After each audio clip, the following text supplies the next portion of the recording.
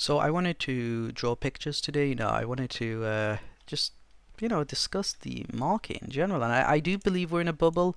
I know there's an argument against the idea that we're in the bubble, and that argument goes that the dollar. Let me learn how to draw.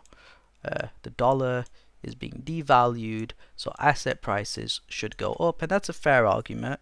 But the problem is there's clear sectors within I don't know, sectors, clear stocks within the stock market which are ridiculously priced for no reason other than uh, they've got an army of believers. And we're talking about people who have minimal, if any, financial. What's the word? They've never studied finance in their lives. They don't understand balance sheets. They look at revenue and they think it's the be all and end all. They're retarded, in other words. But besides them being retarded, uh, they have managed to pump prices. And I think one of the reasons for this is obviously, if you're dealing with stocks,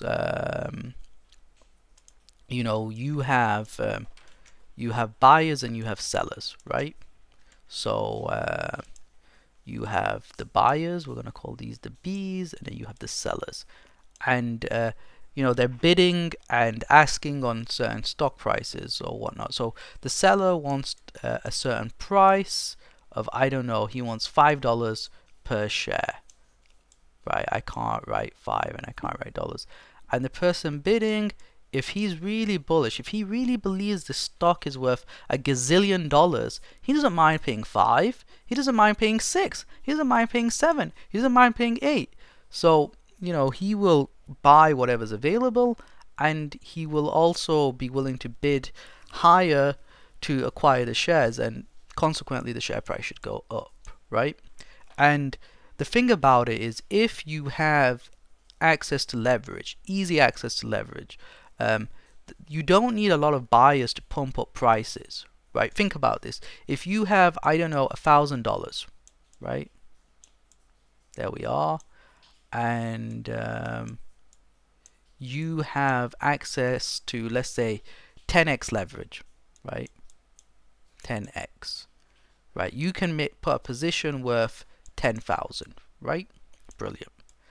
Now, let's imagine there's like a few of you degenerates who are doing this, and you're all doing this, and you're bidding up the price of a stock, right? So what ends up happening is the stock price goes up, right?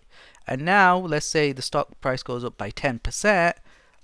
Your stock, that looks more like a pound sign than a dollar sign. Ah, shit.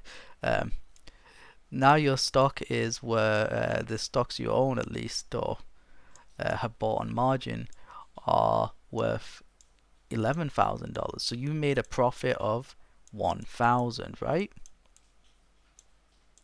But because you've used the leverage, you've doubled your initial whatever, and you're a happy cat. You're a very happy cat. You've made this money.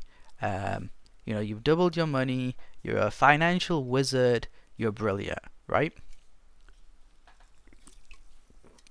And you've done this, and you're impressed. Now, the thing about it is, if it keeps going up, you keep making this money. And you get into a situation where you have this self-fulfilling prophecy, almost, where the price just keeps going up and up and up and up and up and up and up and up and up. And then you end up with like stocks like, think about this. If you bought Rigetti last year, it's up by 4,000 and something percent, right? Why is it up by that much? Because people don't understand quantum computing. There's a lot of hype. There's a lot of hope that this is the next Nvidia. This is the next stage in the computing revolution. Blah blah blah. This is our great utopia. We're gonna have lots of money, right? And obviously, if that was true, if that was going to happen, these companies are all undervalued.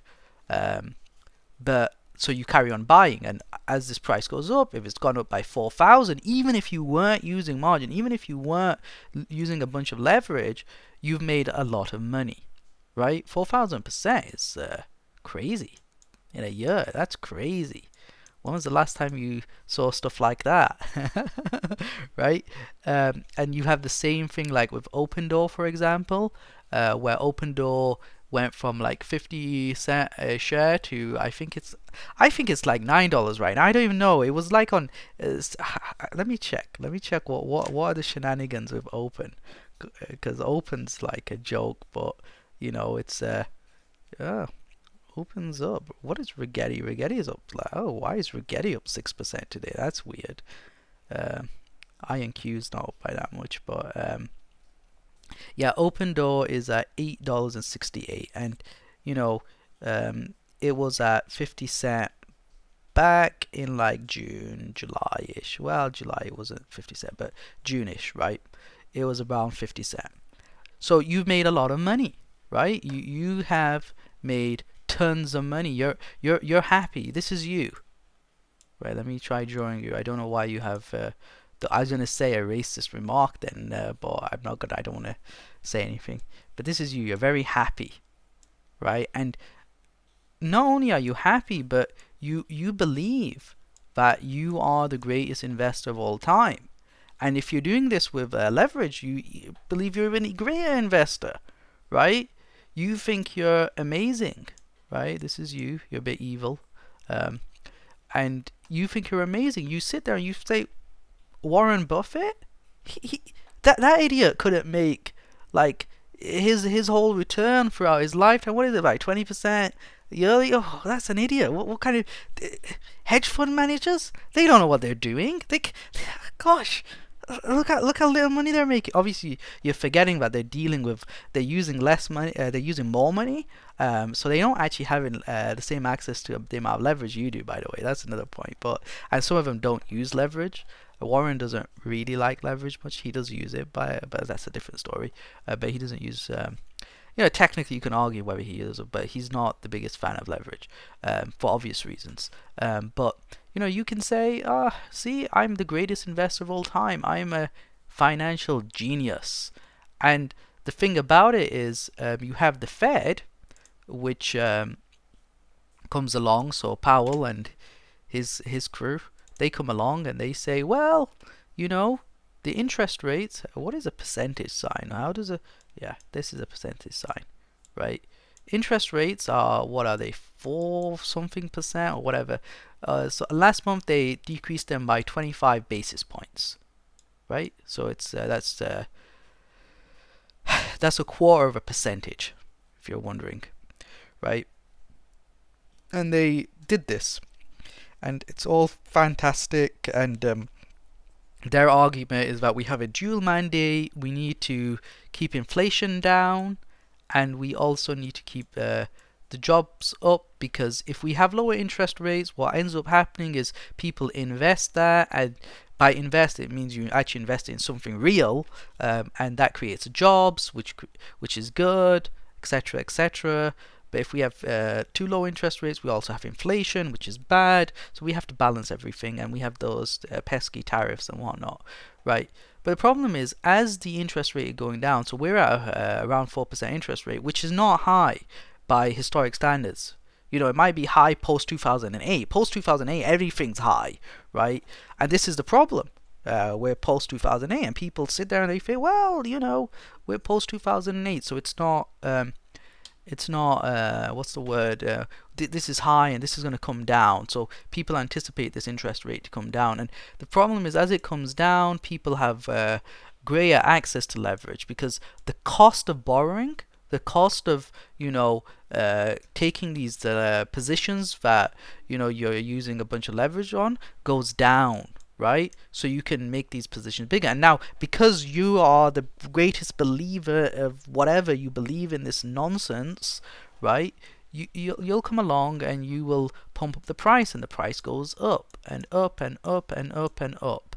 And obviously that's not good for me or anyone who's sensible, because we come along and we say, there's a bunch of stuff that's overvalued. You remember this stuff? Overvalued. So what do? We say overvalued, we're going to take a position against them, so when they go down, we make money. when we'll be happy. But as long as you guys can keep pumping it up, we can't do that, can we? Well, we can, and we just end up losing a ton of money. Right? But this is the issue, right? As you bring the interest rates down, people have great access to pump things up, and the problem is the more people who do this, the more people who say, well, why do we need to work? Why do I need to have a 9 to 5 job? Why do I have to 9 to 5? Why do I have to do this when I can just throw money into the stock market on nonsense and I can make a lot more money, right? Why do I need to do that? So these people don't have jobs now. Someone could turn around and say, well, as long as they're making money on the stock market, it doesn't matter, right? Because they're going to spend that money. Yeah, if they sell, they're going to spend that money. But the problem is, if what's driving these stocks up, what's driving the valuation up is not, you know, is not sensible, whatever. Let me reword this.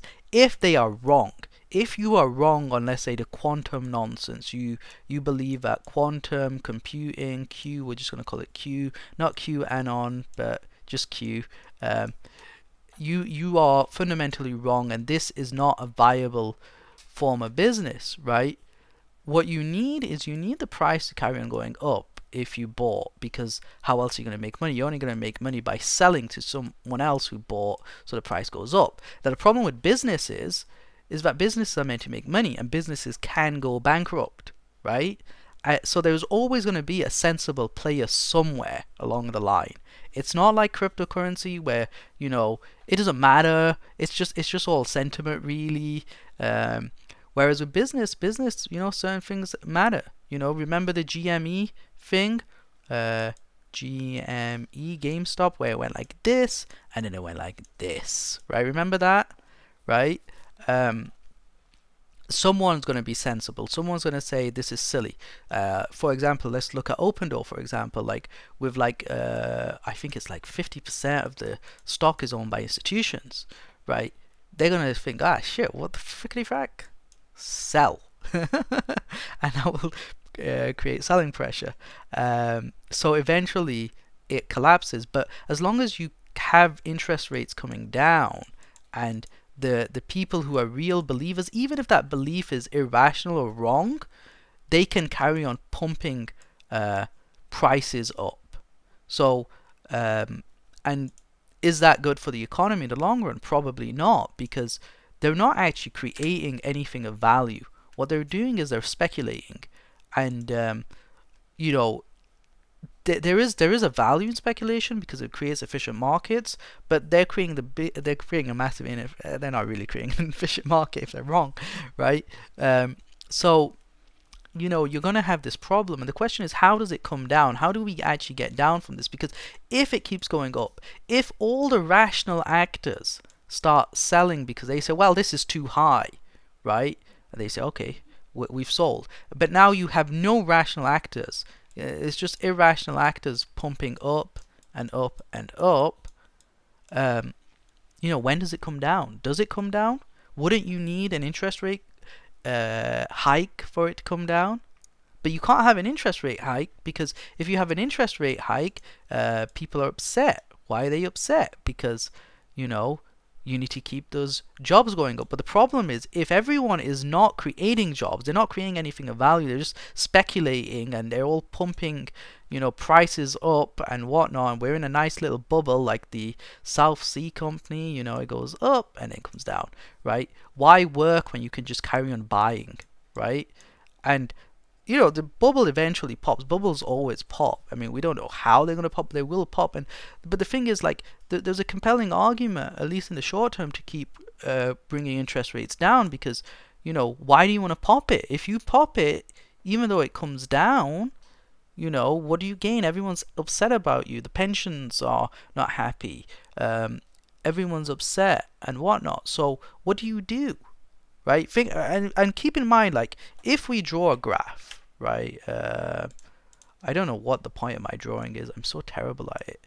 But if we draw a nice little graph, right? And let's imagine this is our theoretical bubble, and it's going to come down. This is, for some odd reason, this is just a height where it's definitely going to come down at this point. For just imagine what it is. But you could bring this bubble down at any point. You could bring it down here. You could bring it down here. You could bring it down here. You could bring it down at any point by just changing the interest rates. But the problem is, why would you? It's going to upset people, right? It's gonna create a problem. But the problem is, if you don't do it, the crash is a lot worse than it would have been at any point over here, right? You know, so you've got a problem. And you can't do this because why would you do it? So that's the situation.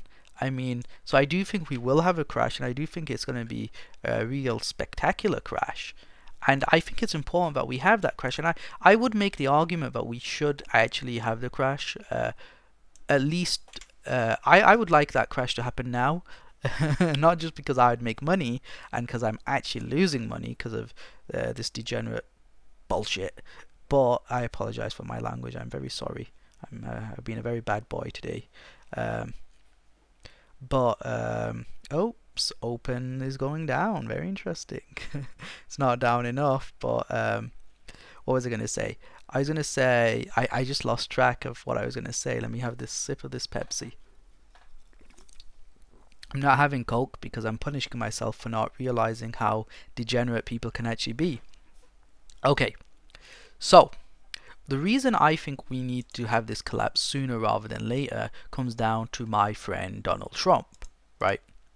And this is a political argument. This isn't an economic argument. This is, well, there is an economic argument tied to this, and this is Trump. Trump is a populist, right? He is not just a populist. Some people say he's a fascist. I don't believe he's a fascist, but he has what is the word? Patrimonialism. It's like fascism. It's older than fascism, but the idea is that you have the we're just going to call it P because I can't really remember how it's the actual word, but whatever. But the idea is you have, like, in the good old days you had kings, right? And the thing about the kings is the welfare of the state is linked with the welfare of the king, right? So these two are linked, right? And the way you get up in this system is by actually getting favor with the king. And if you look at what's happening in America, that's what Trump's actually doing. Like, all the CEOs are kissing up to him and whatnot, and he gives them special whatever. And that's happening around the world. We also see that in the praise of countries like the United Arab Emirates, which again is a monarchy, which has this system, right? All the Gulf states are like this. Some have strong constitutions than others. Qatar has a constitution, funnily enough. Kuwait has a constitution. And these countries are, but they still have this ruling monarchy, which is very, like, their welfare is very much linked to the welfare of the state. Putin's an example of this as well, right? Putin's Russia, Putin's cronies, they're the ones who get the benefits, and they go up, up, up, and other people go down. And it's a system which has an appeal because, you know, it's less messy, but it's not the best system. And I'm not here to argue against this. I'm just telling you that's the situation. And if we don't have this crash during Trump's presidency, my concern is this, that the forces that are pushing this, these notions, these old notions, I mean, you've got a lot of Catholics, for example, not the Pope, funny, a lot of, I just draw a cross. It's one of my most disliked symbols, but there's the cross, right? You've got these people obviously believe this as well. You'll find a lot of Catholics who are into monarchy. Even the Catholic Church is kind of like this, even though you vote the Pope in and whatnot. But, you know, once it's a lifetime appointment and whatnot, right? You know, the Khilafah system in Islam early on was a bit like that as well. You vote the Khalifa in. Well, not everyone. The specific group, you know, how does Abu Bakr becomes the Khalifa? He appoints the next one, but Umar has a little council going and so forth, right? But the point I'm making is these are states where the ruler benefit is linked to the benefit of the state and whatnot. You have Catholics who support this and whatnot. You have ethno-nationalists who support this because they believe that by having this sort of state, they will be better off, right? And you have this big conspiracy brewing to push this kind of a system. And I don't like it. That's the bottom line. I don't personally benefit from it. I benefit from what people would call the, people don't like. So people don't like neoliberalism and whatnot. I like neoliberalism. I think it's great. People don't like the post-war consensus. People don't like these things, right? I think they're great. I mean, there's certain things I would change. I'm not a fan of human rights, but I am and I'm not. It's complicated. But there's a lot of people who are against these things, and I think if the economy does well, even if it's not like the real economy, even if it's just stonks going up, right? And we know that these stonks are going to come down at some point because of our nice little graph. We just don't know when. The thing is, the longer this goes on, and the more we go into this direction of patrimonialism or whatnot, the more we erode the institutions, the democratic institutions of our secular liberal society, right? And the problem is, if it happens over here, and we've already eroded all of our institutions, it doesn't matter if the crash is going, it doesn't matter if people are upset. What are they going to do? Vote? Their votes don't matter anymore, right? They don't matter anymore. Or are they going to, what are they going to riot? They can be butchered. God's sake, you think power's with the people? No, it's not, you idiots. That's nonsense. For God's sake, I mean, it's very hard to have what we have, which is freedom. I remember back in the good old days when you had people like Milton Friedman on the right, whose main thing was freedom, and their opposition to people on the left was that you people are pushing certain things that kind of erode freedom. And now it's just the right and the left are just anti-freedom, really. Kind of. Right? But if we crash the economy now, right, whilst Trump is as a president, I don't think this patrimonialism will succeed. I mean, you look at what happened to the Republican Party in America. It's Trump's party. What's his name? His vice president Vance. What's his full name? The guy who's married to the Indian American woman. Or is she an actual Indian immigrant? I don't know. Whatever. Right? That guy was a never Trumper. He was against Trump. And he was right back then. Trump kind of has destroyed the Republican Party. Mitch McConnell, he's a great guy. I like Mitch. People on the left always hated Mitch, but Mitch was a great guy. You look at what they did to Mitch. Mitch was a great guy, right? Mitch was like the final voice of reason when it came to them appointing the Kennedy guy. What the frick, guys? This guy doesn't believe in vaccines. Why are you guys crazy? Right? Come on. Right? But right, that guy was a never Trump, and now he's best friends with Trump, and he's pushing that nonsense, right? And what Trump has done is he's destroyed the Republican Party. The Republican Party is now the party of Trump. That's what it is. It's the Trump party, and you see this among certain people on the political right. They want a Trump dynasty, essentially. They want Barron Trump to take over. Like, don't get me wrong, I have nothing against Barron Trump. I don't know the guy. Never met him, never spoke to him. No idea how he is as a person. He might be a great guy, for all I know, but he is not fit, nor is Trump for that matter, to be running the state. Right? And these guys are crashing our institutions and breaking. Well, I'm not American, so not my institutions, but the same thing that's happening in America, you're going to see happen in Europe. You saw it happen in the UK as well. Like, there was a lot of shenanigans going on in the UK. If you look at the Conservative Party in the UK, it went toward the populist direction post Brexit. Now they kind of screwed up, so it all went to crap. But what's coming in their wake is the Conservatives are over. Labour has been very not it's not been pretty. It's not really done anything that's gonna get the ball rolling. So you're gonna probably have reform, and reform again has these tendencies, right? Reform's not that bad, but they do have these tendencies. So you see, if with the Americas, people are following America. That's what's happening. And really, the only country that actually matters is America. I'm going to be completely frank here, because if you did have a far right or completely anti-freedom party in Europe, um, you know, they would get put down by the Americans if the Americans were being sensible. And I know people will say, well,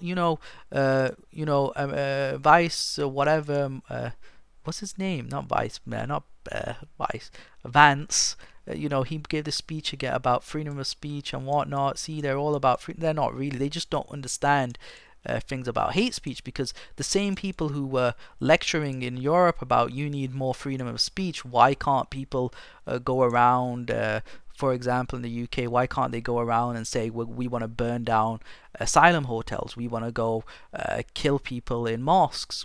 Why can't they say this? This is their freedom of speech. They should be able to say this. Why are you locking them up for pleading guilty to inciting violence? Why are you doing this? When Charlie Kirk got shot, it's like, oh my gosh, how dare you speak? How dare you celebrate his death? Well, that is actually freedom of speech. Celebrating his death is not incitement.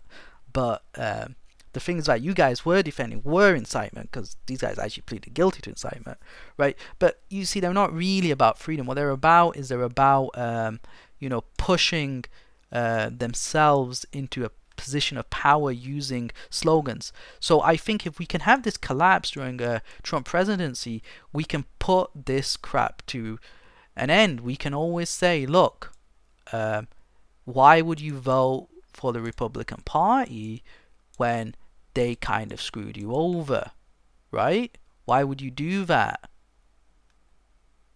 Right? Why? And I'm not left. This is the thing. I incline right. I don't like left-wing politics a lot. I think it's retarded. But what we're facing is a real problem, and we need a market crash. And I mean that. I mean, people will say, well, if you had a market crash, what would happen to the pensioners? What would happen to I can't spell, can I? Just put an I there, so there's something else now.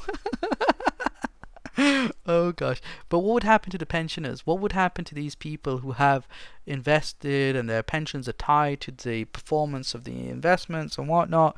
Well, they'll get screwed. But that's better than having the whole system collapse. Right? That's my point. People will die. People will throw themselves off buildings. If we had this crash, because some people are that much levered up, but they think that's a good idea. Well, they don't think it's a good idea dying, but they think it's a good idea to make absolutely risky nonsense bets and whatnot, right? And yeah, I mean, people will throw themselves off a cliff, but that's worth it. And the reason it's worth it is because if we don't have this crash, I fear that we're going to carry on going in this direction. We're going to have the crash either way. We are always going to have this crash. It doesn't matter. The crash will happen. It's just a question of when it happens. This beautiful crash is going to happen. It's going to happen, right? You pick your place. The higher it is when it happens, the more pain you're going to have, right? The lower it is, the less pain. But I don't really care about the pain that investors feel. They're playing a game, and I play the game. If I lose, I lose. If they lose, they lose. We're all playing a game here. You can't be upset when you lose. Well, you can, but you can't cry about it. But gosh, the concern I have is, if we carry on having it going up and we carry on taking away our system and tearing it apart, we won't be able to fix things once everything's been taken away from us, because the graph kept going up, right? It's better that we crash here, have pain, and not have everything ruined. Anyways, that was my little tangent, and that is why we are going to have a market crash I'm not going to tell you when, but I promise you, it is going to happen, and it's going to happen. Well, I mean, I was going to say better sooner than later, but I've lost confidence in my in the ability to make these things. Not my ability. I don't have these abilities. I'm just a spectator, right? But I've lost confidence in the ability of our friends to make these things happen. You know, because the problem with our friends is they are on edge thanks to something else, and you know. Although they've been very good for this world order that we have, they're a bit upset about the those marches and whatnot, and people being angry about the certain foreign policy decisions of a certain country, and they feel on edge, and they might think, well, if the West wants to go down that route, let it go down that route. Let's just get as much benefit from it as possible, and we get a lot more benefit under Republican presidents and right-leaning politicians in the West than we do from left-leaning politicians. And for us, it's a matter of survival, and our survival is more important than whether the Western institutions survive in the West. Who cares, right? And that's what I fear.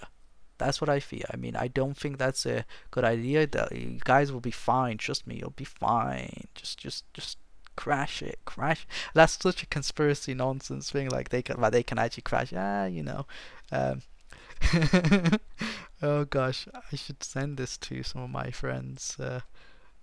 Gosh, I had a friend. I don't know what's happened to her. She's from Israel, and she's a nice girl. I don't know what's happened. I mean, I think she's in her IDF training thing right now. Oh gosh, but I've not heard from her in a while. And maybe I should send it to her. She likes jokes like that. But oh gosh, I worry. I do want it to crash, and I hope it does crash. Anyways, this is a beautiful star, by the way. No relevance to any specific country or any specific group. Nothing like that. But yeah, I'm very upset.